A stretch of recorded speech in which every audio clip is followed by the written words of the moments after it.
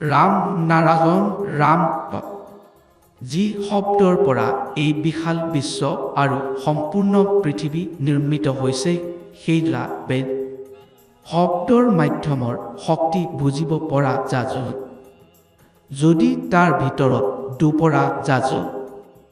ব্যাখ্যা কৰি এইটো বুজিব পৰা নাযাব আমি সকলো আজি গ্ৰহ আৰু উপগ্ৰহৰ দৰে ঘূৰি আছো আমি যাত্ৰী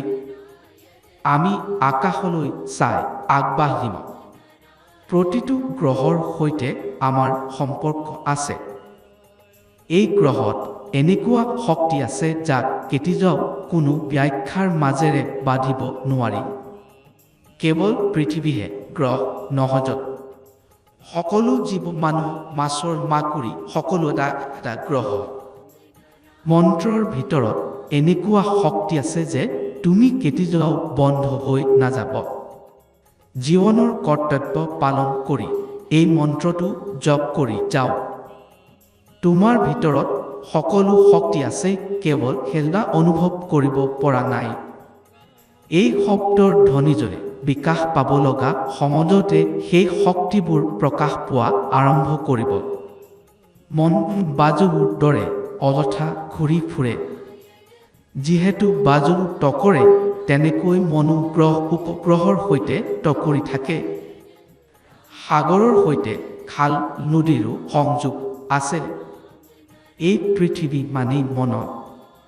মন ব্যাকুলতা নিবাৰণ কৰে উত্তেজনাৰ পৰা নিবাৰণ জন্ম সজন যিহেতু বাজু দেখা নাযাব তেনেকৈ মনো দেখা নাযাব বাজু নাথাকিলে পানী নাথাকে পানী নাথাকিলে বৰফ নাথাকে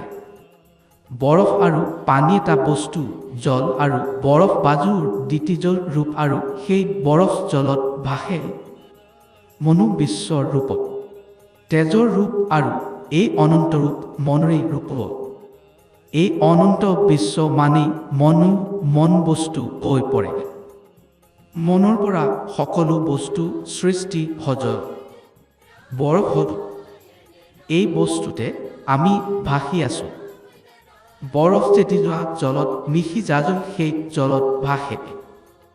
আমি সূৰ্যৰ পৰা পৃথিৱীৰ পৰা উদ্ভৱ হোৱা আৰু এই পৃথিৱী ভ্ৰমণ কৰি আছো